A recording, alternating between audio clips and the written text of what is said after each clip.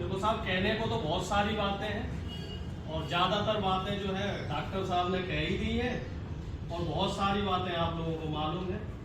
हमें तो साहब दो तीन जो मुख्य बातें हैं तो उन पे मामा जी से सवाल करने हैं कि भैया मामा जी ये बताओ किसानों की एमएसपी का क्या होगा। अपने जो कृषि मंत्री जी हैं नरेंद्र तोमर जी, वो भी यहीं से आते हैं, मध्य प्रदेश की धरती से, तो जरा उनसे भी सवाल करने चाहिए कि साहब आप तो कृषि मंत्री हो और जब किसानों का आंदोलन चला 13 महीने दिल्ली में, तो मैं भी उस आंदोलन में शामिल था। मैं अपने आप को बड़ा सौभाग्यशाली मानता हूं कि गाजीपुर बॉर्डर पे मैं 13 महीने उन किसान भाइयों के साथ रहा। वहां जो किसानों की शहादतें हुई, लोग कहते थे कि पिज्जा बर्गर खाने वाले किसान है, वो तो आपसे बेहतर कोई नहीं जान सकता कि किसान की हालत क्या है। 20 साल पहले जो किसान को फसल के दाम मिल रहे थे, क्या उस महंगाई के हिसाब से वो दाम बढ़े? नहीं बढ़े। 1970 की बात है, एक बोरा जो गेहूं का है, ये बात भी मुझे तब पता लगी, ये सारी बातें जब मैं किसान आंदोलन में रहा।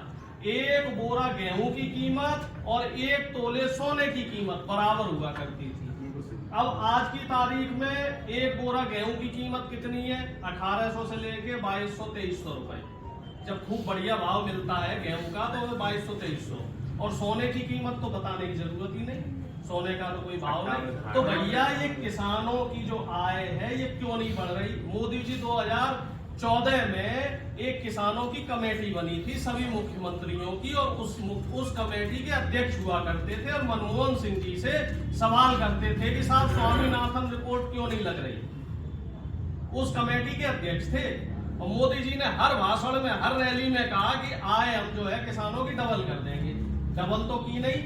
पहले किसानों की, आप लोग चूंकि जान के बहुत भौचक्के हो जाएंगे, पहले किसानों की एक दिन की आमदनी थी 46 रुपए और अब वो घट के रह गई 26 रुपए। तो अब आप देख लो कि मोदी जी ने और मामा जी ने आय डबल करी है कि कम कर दी। पिछली साल गेहूं का बहुत अच्छा उत्पादक माना जाता, युद्ध की वजह से वहां फसल नहीं हो पाई, तो हमारे देश से गेहूं की जो खपत है वो विदेशों में, यूरोप में बढ़ गई और हमारे यहाँ के किसानों को बढ़िया दाम मिलने लग गया था। आप लोगों को भी जानकारी होगी, मुझसे ज्यादा जानकारी, 2600-2700 के रेट मिलने लग गए। लेकिन इस सरकार को जैसे ही मालूम पड़ा कि खेत जो गेहूं है, गेहूं की फसल के बढ़िया दाम हमारे किसानों को मिल रहे हैं, उसका आयात जो है, निर्यात जो है वो बंद कर दिया कि भैया कोई भी गेहूं जो है वो बाहर नहीं जाएगा, किसानों की जेब में पैसा ना आ जाए कहीं से। तो ऐसी सरकार है हमारी, ऐसी लुटेरों की सरकार है। तो पहली बात तो हो गई साहब किसानों की। अब दूसरी बात आ जाओ जो सबसे महत्वपूर्ण है, वो है साहब नौकरी की। आप ईमानदारी से बताओ, 18 साल मामा जी की सरकार रही, 18 साल में मामा जी ने कितनी नौकरियां, और केंद्र में 10 साल तो मोदी जी को भी हो गए। जैसे डॉक्टर साहब ने कहा कि 2 करोड़ के हिसाब से उन्होंने रोजगार की कही थी और हमें ईमानदारी से 10 करोड़ मिल जाने चाहिए थे। अरे हम तो कह रहे 10 करोड़ छोड़ो, 60 लाख जो सरकारी पद खाली है, और ये बात हम नहीं कह रहे, ये बात इनके जो मंत्री हैं, इनके जो सांसद हैं वरुण गांधी, वो खुद कह रहे कि 60 लाख सरकारी पद खाली है, उनको मोदी जी क्यों नहीं भर रहे। जब आरटीआई के जरिए सूचना, इनसे आरटीआई एक होती है जिससे हमें सूचना का अधिकार होता है, जब पीएमओ में गई वो आरटीआई, तो आरटीआई का जवाब क्या मिला कि साहब सरकार के पास इतना पैसा नहीं है कि वो सरकारी पदों को भर पाए।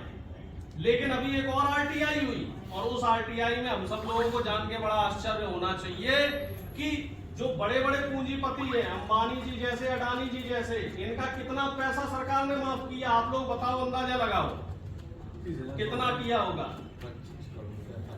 इनका किया जी 25 लाख करोड़ रुपया।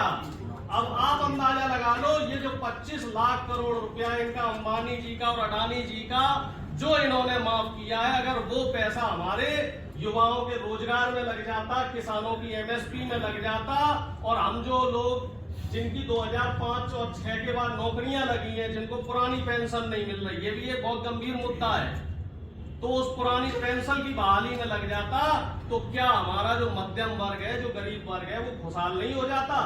जो हमारे मोदी जी कहते हैं कि साहब हम किसान के बेटे हैं और हम गरीब के बेटे हैं, हम चाय वाले हैं, कुछ नहीं है साहब, ये व्यापारी है बेवकूफ बनाने वाली बात है। अंबानी जी और अडानी जी का जो पैसा है ना, वो इन्हीं का पैसा है।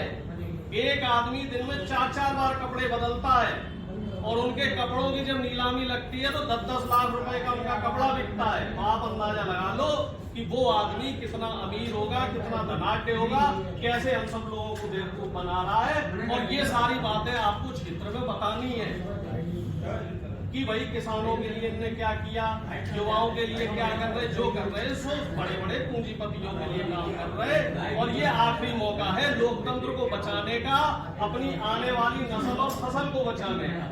अगर इस बार फिर से बीजेपी की सरकार आ गई तो आप समझ लो इतना बुरा हो जाएगा, इतना बुरा हो जाएगा, फिर से वो फिरंगी शासन लग जाएगा।